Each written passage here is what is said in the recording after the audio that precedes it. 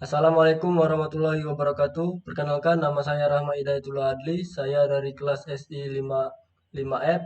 Saya ingin membacakan PPT saya mata kuliah Rekayasa Perangkat Lunak UAS.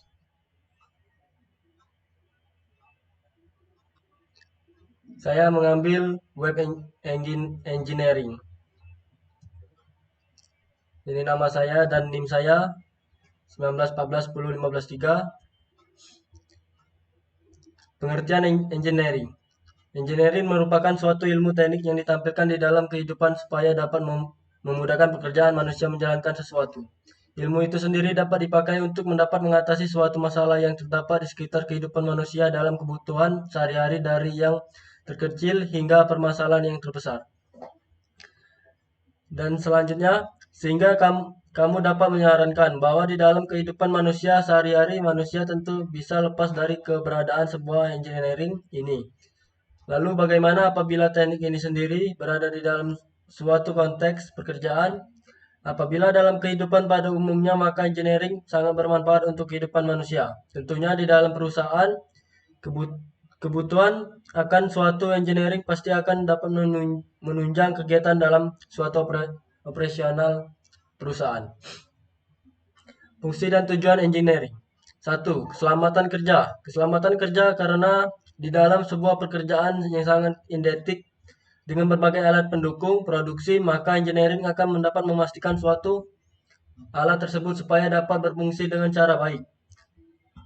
Karena hal itu sangat penting dan berpengaruh pada jalannya proses produksi juga keselamatan bagi para pekerja.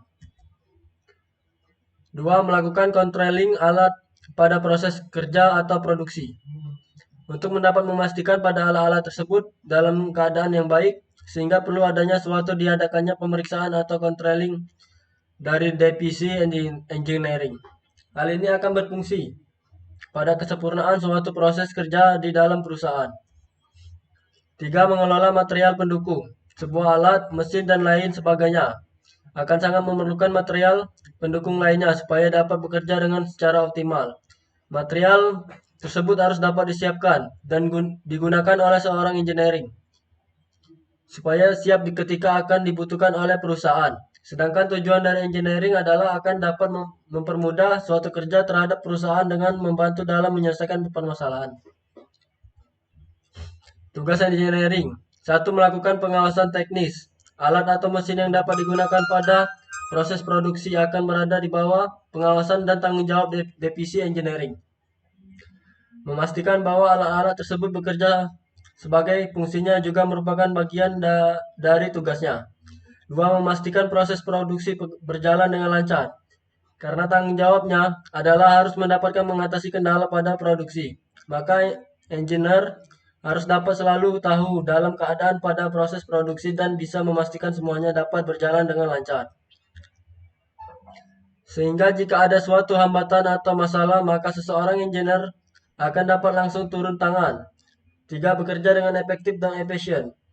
Seorang yang bekerja di dalam suatu bidang engineering mempunyai tugas sebagai mempermudah dan membantu jalannya suatu produksi. Sehingga engineer harus dapat bekerja dengan secara seefektif mungkin, jangan sampai akan nambah, mempersulit atau memperlambat kerja dan proses berjalannya suatu produksi. 4. Melakukan pengecekan secara rutin dan berkala. Untuk dapat memastikan maka proses berjalannya produksi harus dapat berjalan dengan lancar dan sebagainya, mestinya engineer harus dapat melakukan suatu pengecekan pada alat atau mesin dengan secara rutin dan berkala. Pencatatan merupakan hal sangat penting supaya data yang didapat akan lebih sistematis dan dapat mempermudah kamu dalam pekerjaannya. 5. Bekerja pada job desk dan spesifikasinya masing-masing. Teknik ini mempunyai banyak cabang ilmu, maka seorang yang bekerja di divisi bagian engineering perusahaannya akan bertugas dan melaksanakan seperti tanggung jawab sesuai dengan cabang keilmuan dan spesifikasinya pada masing-masing. Staff engineer akan bekerja sesuai dengan kemampuan secara semaksimal mungkin dengan penuh kelihatan juga sehati-hatian agar upaya secara teknis dan engineer lakukan akan menghasilkan manfaat bagi perusahaan. Klasifikasi menjadi engineering. Passion adalah salah satu hal cukup penting dalam bekerja, namun selain itu pada seorang engineer sangat dibutuhkan pula dalam keilmuan yang telah melantar belakanginya dalam pendidikan yang ditempuh sebelum mulai dalam pekerjaan harus dapat disesuaikan dengan yang dibutuhkan oleh perusahaan. Teknik ini identik dengan hitungan. Engineering biasanya sangat erat dengan kaitannya terhadap ketelitian dan ketekunan kerja. Penguasaan pada bidang keilmuan akan menjadi hal yang wajib untuk harus dimiliki. Supaya pekerjaannya yang di perusahaan nanti akan lebih optimal, maka kolaborasi dan komunikasi harus dapat menjadi salah satu hal yang penting harus dilakukan oleh engineer. Karena tugas dari engineer akan berhubungan dengan banyak orang dan melakukan interaksi secara langsung dengan mereka. Skill menjadi engineering. Satu, leadership. Karena engineering adalah suatu jenis pekerjaan yang akan melibatkan anggota. Maka engineering harus mempunyai jiwa dalam kepemimpinan, apalagi jika engineering mempunyai jabatan yang lebih tinggi pada bagian divisinya. Dengan kepemimpinan tersebut, maka seseorang engineer akan sangat mudah untuk dalam berkomunikasi sehingga teamwork akan terjalin dengan secara baik.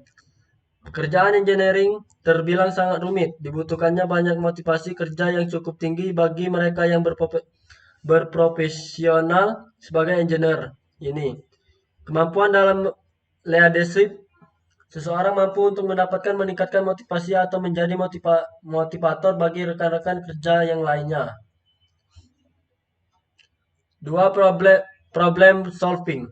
Tugas utamanya seorang engineer adalah dapat membantu dalam menyelesaikan suatu masalah. Sudah tentu dalam suatu pemecahan masalah merupakan suatu kemampuan yang harus dimiliki dalam seorang engineering. Bagaimana seorang engineer dapat berpikir dengan secara bijak untuk dapat mengatasi suatu hambatan tersebut. Dalam mencari solusi pada masalah yang sedang dihadapi, maka seorang engineer tidak bisa asal-asalan dalam mengambil suatu keputusan terkait dengan adanya masalah. Maka engineer harus berdasarkan pada hitungan atau dasar ilmu yang dimiliki supaya perusahaan tidak bisa dalam posisi yang mengancam nantinya. 3. Decision making. Setelah engineer dapat menemukan jalan keluar dari suatu permasalahan, maka terjadi hal yang dapat dilakukan berikutnya adalah menentukan pada suatu pilihan atau membuat pada keputusan. Jika terhadap beberapa perancangan, dalam analisis lagi mana yang merupakan jalan terbaik dalam mengambil suatu keputusan. Kategori aplikasi web. Satu, dokumen Keytrick website. Model ini adalah generasi awal dari aplikasi web. Halaman web disimpan di dalam sebuah web server sebagai halaman yang sudah jadi dan bersifat statik. Dibuat dalam format HTML. Dikirim ke web client sebagai respon terhadap adanya request. Halaman web update secara manual menggunakan tools tertentu. Halaman maka akan membutuhkan faktor biaya yang signifikan dan biasanya berdampak terhadap informasi yang out of date. Static home page, web cache, dan simple web termasuk ke dalam kategori ini. Interactive Web Application. Dengan perkenalan konsep CGI atau Common Gateway Interface yang dapat diintegrasikan ke dalam format HTML, maka model static web mulai bergeser ke dalam bentuk interaktif web. Pada generasi awal masih bersifat sederhana, tersedia form interaktif dalam bentuk rasio, button, dan seleksi menu. Halaman web dan link ke halaman lainnya dihasilkan secara dinamis sesuai dengan input yang diberikan user. Contoh untuk kategori ini antara lain exhibition, virtual, situs berita, atau table information. 3. Transactional web application. Jenis aplikasi ini dibuat untuk menyediakan fasilitas interaktif yang lebih baik, memungkinkan unsur untuk berinteraksi dengan aplikasi, tidak hanya dalam bentuk read only, tetapi juga mungkin untuk mengupdate data atau mengubah isi.